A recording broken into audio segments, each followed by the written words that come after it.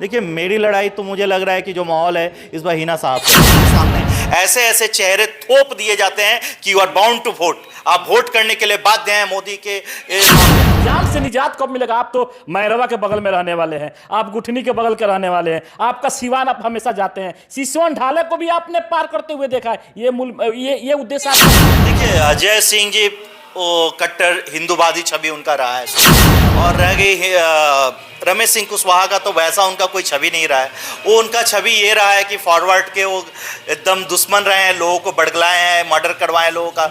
उनका कितना criminal record है जिसकी वजह से उनको टिकट नहीं मिल के अपनी वाइफ को टिकट दिलवाए हैं। तो ये चीज़ें जग जाएंगी सिवान में। और सिवान की राजनीति की हम बात करेंगे आज।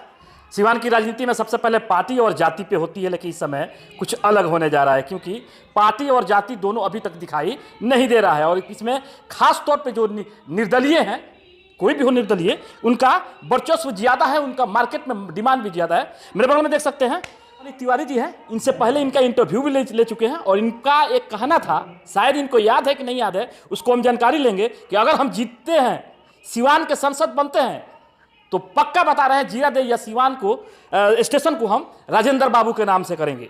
जानते हैं पहले में अभी में क्या अंतर है? सबसे पहले स्वागत है सर। जी, धन्यवाद। और आपके सभी दर्शकों को मेरा नमन। जी बिल्कुल, मैं जो कहा हूँ मुझे 100% याद है।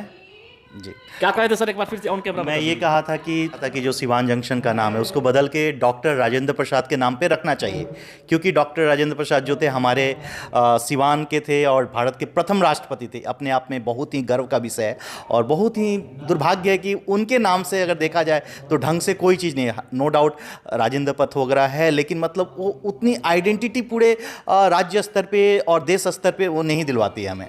चलिए, सिवान में है और सिवान में आप निर्दलीय प्रत्याशी है। उससे पहले हम बता रहे हैं आपको कि जितने बड़े बड़े पार्टी है, पार्टी के सामने आप कितने देर तक टिक पाएंगे? देखिए, पार्टी की जो पॉलिटिक्स है आप देख सकते हैं कि किस तरह स्पेशली बिहार में जो नीतीश कुमार के उठापटक, और इस दल के नेता उस दल में जाते हैं जो कल तक उस विचारधारा के खिलाफ थे, लोगों को भड़काते थे कि हम उस विचारधारा के खिलाफ हैं। टिकट मिलने के बाद कैसे वो दूसरे विचारधारा को तुरंत समर्थन दे देते हैं। तो लोगों को, जनमानस को ये बहुत ही क्लियरली दिख गया है कि भाई ये पार्टी वार्टी के चक्कर में हमें नहीं पड़ना है। इस बार जो सबसे बेस्ट कैंडिडेट है उसको हमें चूज करना है। ये सिवान का माहौल है, मैं नहीं कह रहा हूं, ये सिवान का माहौल है। चलिए, साफ साफ एक सवाल बताइए। साफ साफ सवाल है मेरा कि आपका उद्देश्य है क्या? उद्देश्य लेकर मार्केट में है, संसद का चुनाव आप लड़ रहे हैं, आपका उद्देश्य क्या है? देखिए, मैं जो समाज के सबसे गंभीर मुद्दे हैं और मूलभूत चीज़ें हैं, मूलभूत समस्याएं हैं, मैं उनको लेके ही डे वन से चल रहा हूं।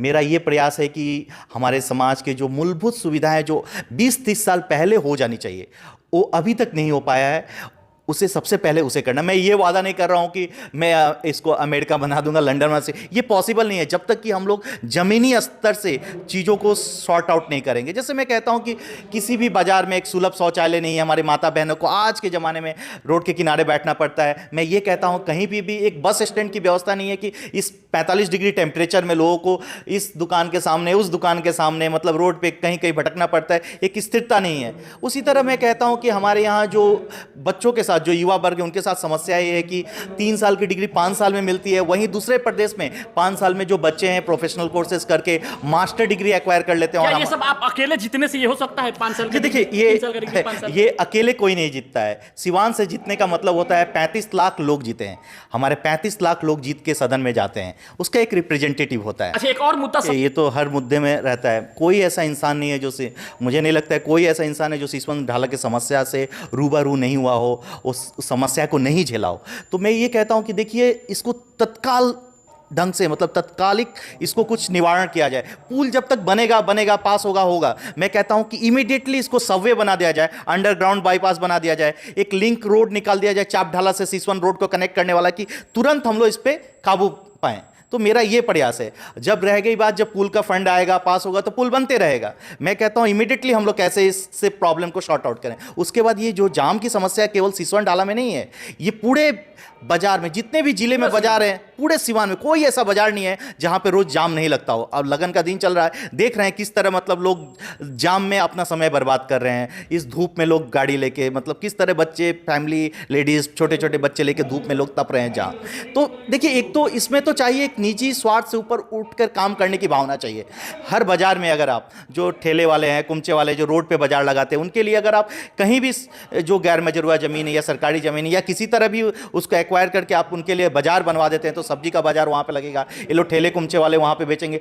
सिवान में 4-5 जगह ऐसा किया जा सकता है।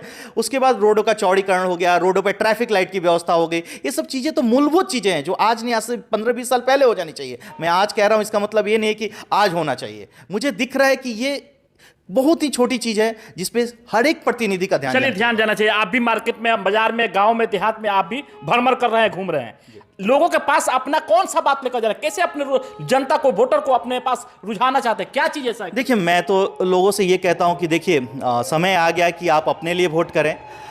किसी भी प्रतिनिधि को आप उठा के देख लीजिए, जो कल तक किसी मजहब को नहीं मानते थे, आज दूसरे मजहब को वोट के लिए जा रहे हैं। जब तक आज तक क्या था कि जो लोग एक विचारधारा को लेकर चलते थे, मैं रमेश कुशवाहा की बात कर रहा हूँ, वो लोगों में ये 20-25 साल पहले लोगों के दिमाग में ये भरे थे कि फॉरवर्ड कास्ट जो है हमारे दुश्मन है, उनको मारना है। कितने लोगों को उन्होंने मरवा दिया या जेल में भिजवा दिया, बहुत सारे अत्याचार हुए। ये प्रमाण आपके पास है, कैसे कर रहे हैं? ये मीडिया के थ्रू ही मैं जाना हूँ, और कुछ प्रमाण की बात नहीं है जो किसी को मीडिया के द्वारा नहीं, कुछ उसको जानकारी रखिए कि हाँ। नहीं, दुबे जी का कांड है, उन पे बहुत सारे केसेस हैं, आप देखेंगे तो। अगर वो स्वच्छ रहते तो उनको टिकट क्यों नहीं मिला, आप हमें बताइए। अगर उन पे केसेस नहीं चलते तो उनको टिकट क्यों नहीं मिला, उनके वाइफ को क्या जरूरत थी टिकट लेने की, आप हमें ये बताइए। तो देखिए, ये चीज़ें जग जाहिर है और सबको पता है।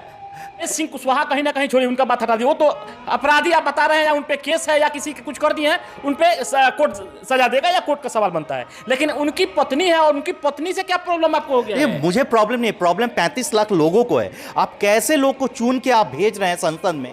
विजय लक्ष्मी तो चेहरा है, उसके पीछे है कौन? रमेश सिंह कुशवाहा की वजह से ही आए, तो अल्टीमेटली तो वही लीड करने वाले हैं यहाँ पे। जो भी मतलब MP, अनडिक्लेयर्ड MP तो वही रहेंगे अगर जीत जाती है तो देखिए, ये जो इस मानसिकता वाले, ऐसे छवि वाले लोगों को हम चुन के लाते हैं, तो हमारे समाज पे क्या असर पड़ेगा?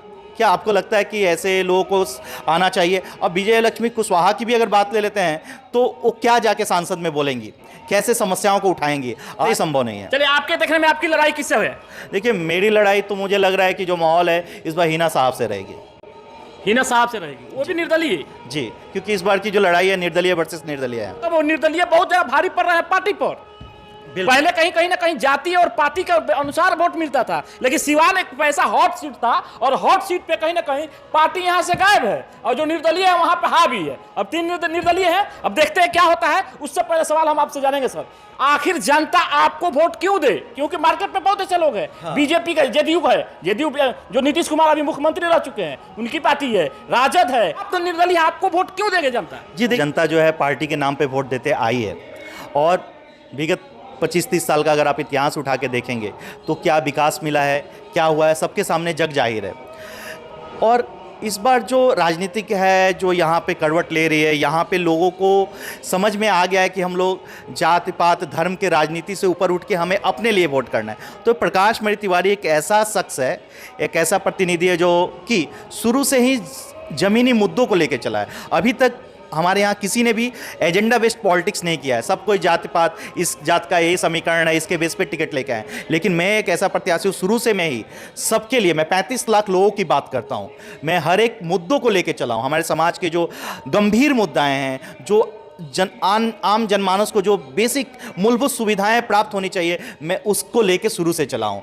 और एक मैं देखा जाए तो मैं एक शिक्षित हूँ, मैं नहीं कहता हूँ मैं ही एक शिक्षित हूँ, मैं ही बेहतर हूँ, लेकिन और भी अगर जो भी प्रतिनिधि डिक्लेयर्ड है उनका प्रोफाइल अगर आप उठा के देखेंगे, उनके कंपेयर में एक युवा हूँ, मैं एक शिक्षित युवा हूँ। मेरे पास एक विजन है, सब कोई मिशन लेके आए हैं कि मुझे किसी तरह लड़ाई जीत लेनी है, मुझे MP बन जाना है। लेकिन मैं एक विजन लेके आया हूँ कि मुझे क्या क्या करना है, क्या क्या चीज़ों पे काम करना है, कैसे समाज में इन सब चीज़ों को सुधारा जा सकता है, कैसे मैं छोटे छोटे कल कारखाने खोल के हर हाथ को रोजगार दे सकूं, कैसे मैं युवाओं को सही दिशा में ले जा सकूं, नशा के मार्ग से हटा के प्रयास करूं कि बच्चे नशे के गिरफ्त में न जाएं जो सूखा नशा चल रहा है। तो मेरा प्रयास अगर आप देखेंगे शुरू से, आपके चैनल के माध्यम से भी मैं कहा हूं कि मैं हर एक मुद्दों को लेकर चल रहा हूं। जहां की और जो लोग हैं जात पात का समीकरण बनाने में बैठे हैं, तो मुझे पूरा विश्वास है कि इस बार जो जनता है अपने बच्चों के लिए, आने वाले फ्यूचर के लिए अपने लिए वोट करेगी, न कि पार्टी के लिए और किसी जाति धर्म के नाम पे करेगी। एक सवाल बनता है, राजेंद्र बाबू की धरती है, आप आपको शहाबुद्दीन साहब का नाम भी राजनीति में सिवान को लिया जाता है, लेकिन शहाबुद्दीन साहब इस दुनिया में अब नहीं रहे। लेकिन हिना साहब को लेकर फिर कहीं ना कहीं सुर्खियां गर्म हो रहा है कि हिना साहब ऐसा है वैसा है। इस पर आपका नहीं, देखिए ये व्यक्ति विशेष की बात है। हिना साहब उनकी वाइफ है, तो लोग चूंकि वो उनसे जुड़ी हुई हैं, तो जिनको जो कहना है कहे। लेकिन मुझे लगता है कि देखिए, जो राजनीति होनी चाहिए व्यक्ति विशेष पे नहीं होनी चाहिए, मुद्दा को लेके होनी चाहिए। उन्हें जन समर्थन है तभी तो लीडर है, तभी तो आई हैं। नहीं जन समर्थन रहता, उनको बहुत लोग लीडर मानते हैं। रह गई बात शहाबुद्दीन की, तो उसको बहुत सारे लोग हैं करने वाले, सबको जग जाहिर है उनके समय में क्या था, खौफ का माहौल था, क्या था, अच्छा था, बुरा था। ये मुझे डिस्कशन करने की जरूरत नहीं है। मैं चाहता हूँ कि इस बार की राजनीति एजेंडा बेस्ड हो। चलिए, ये है प्रकाश मणि तिवारी जी, जो कहीं ना कहीं दावा करते हैं कि अगर हम जीत जाते हैं तो जीरादेई या सिवान जंक्शन को हम राजेंद्र बाबू के नाम से करेंगे। इससे बहुत सी इनका लॉलीपॉप है। अब देखते हैं जनता कहां तक इस पे, आप इनके अनुसार क्या कहना चाहते हैं। इनके मुद्दा है, जो उद्देश्य है, इनके उद्देश्य पर आपका क्या कहना है, कमेंट करें।